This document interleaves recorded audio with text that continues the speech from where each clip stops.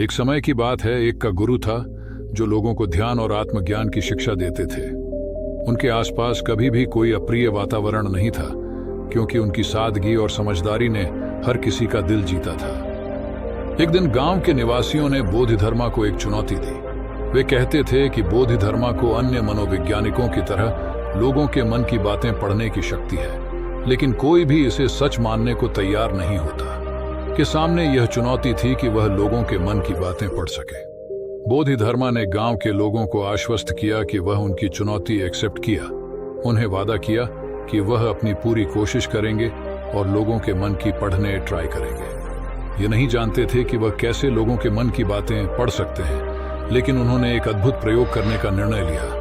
उन्होंने सोचा कि वे जंगल में जाकर ध्यान में बैठेंगे और यहाँ वे अपनी अंतर्दृष्टि का इस्तेमाल करके लोगों के मन की बातें सुन सकते हैं। उन्होंने अगले दिन ध्यान की अद्भुतता में बैठ गए। उनका ध्यान अत्यंत ऊंचा और अथक था। धीरे धीरे उन्हें अपने चित्त को लोगों के मन की ओर अधिक ध्यानित करने में सफलता मिली। एक दिन बोधिधर्मा जंगल में ध्यान कर रहे थे जब उन्हें एक छोटा सा बच्चा मिला। बच्चा बोधिधर्मा के पास आया और बोला, संत जी, क्या आप मेरे मन की बातें पढ़ने में कोशिश कर सकते हैं?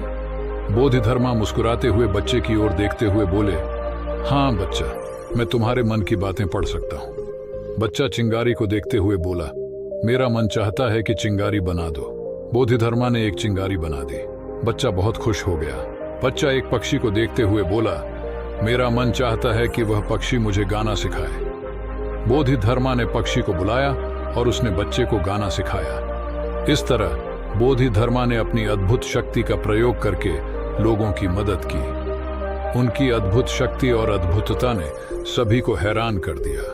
बोधिधर्मा के इस अद्भुत कारनामे की खबर जल्द ही गांव के बाहर फैल गई। लोग उनकी शक्ति को देखने के लिए बार बार उनके पास आते और उनसे अपनी समस्याओं का समाधान मांगते। बोधिधर्मा ने सभी को उनकी समस्याओं का हल बताया और उन्हें सही मार्गदर्शन दिया। लोग बोधिधर्मा के ज्ञान और अनुभव से प्रभावित हो गए और उनके नेत्र विद्यालय की शिक्षा का आदर्श मानने लगे। एक दिन गांव के सरपंच ने बोधिधर्मा को बुलाया और उनसे कहा, आपका दिव्य ज्ञान और अद्भुत शक्ति हमारे गांव को सशक्त और समृद्ध बना रहा है। हम आपसे यही प्रार्थना करते हैं कि आप हमें और अधिक ज्ञान और मार्गदर्शन प्रदान करें, ताकि हम सभी अपने जीवन को एक उज्जवल भविष्य की ओर अग्रसर कर सकें। बोधिधर्मा ने सरपंच की प्रार्थना स्वीकार की और उन्होंने उन्हें अपने नेत्र विद्यालय में आमंत्रित किया। वहां उन्होंने लोगों को ध्यान और आत्मज्ञान की शिक्षा दी और उन्हें जीवन में सफलता की कुंजी बताई। इस प्रकार बोधिधर्मा ने लोगों के दिलों में शांति, समृद्धि और समर्थता का आधार रखा। उनका अद्भुत ज्ञान और अद्भुतता हमेशा लोगों के दिलों में आशा और संबल पैदा करता रहा।